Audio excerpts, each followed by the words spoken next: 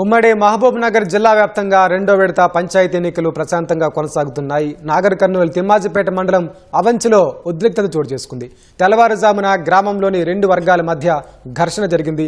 BRS Congress వర్గాలకు మధ్య జరిగిన ఘర్షణలో ఇద్దరికీ గాయాలవడంతో ఆసుపత్రికి తరలించారు.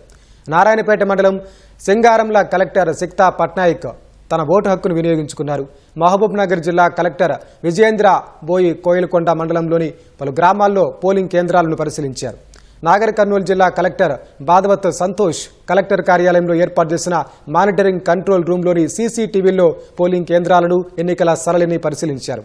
వనపర్తి జిల్లా కలెక్టర్ పలు గ్రామాల్లోని ఎన్నికల సరళిని పరిశీలించారు. కొత్తగా ఓటు వేసి యువ ఓటర్లు సంతోషం వ్యక్తం చేస్తున్నారన్నారు.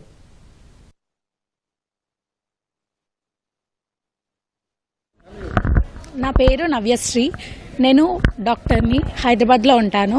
ఇప్పుడు మా ఊరు టంకర. సర్పంచ్ ఎలక్షన్స్ ఉన్నందుకు ఓటు వేయడానికి వచ్చాను.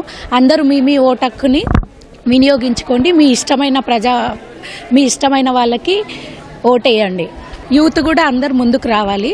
వాళ్ళది మెయిన్ పాత్ర ఉంటుంది. సో మీ ఓటు హక్కుని మీరు వినియోగించుకోండి, వృధా చేయకండి. ఊరికి ఎవరైతే నమ్మకంగా ఉంటారో, చెప్పినవన్నీ చేస్తారో వాళ్ళని మాట తప్పకుండా ఉండాలి. నా పేరు సుమశ్రీ. నేను హైదరాబాద్లో సాఫ్ట్వేర్ జాబ్ చేస్తాను. ఈరోజు సర్పంచ్ ఎలక్షన్స్ మా ఊళ్ళో ఉన్నాయని వచ్చాను. నాది ఇది ఫస్ట్ ఓటు.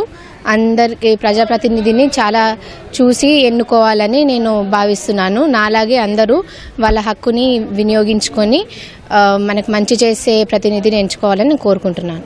ఓటు అనేది ఆ హక్కు ఉండేది ప్రజలకి. మనమే ఉపయోగించకపోతే మనం దాన్ని వాల్యూ ఇచ్చినట్టు కాదు.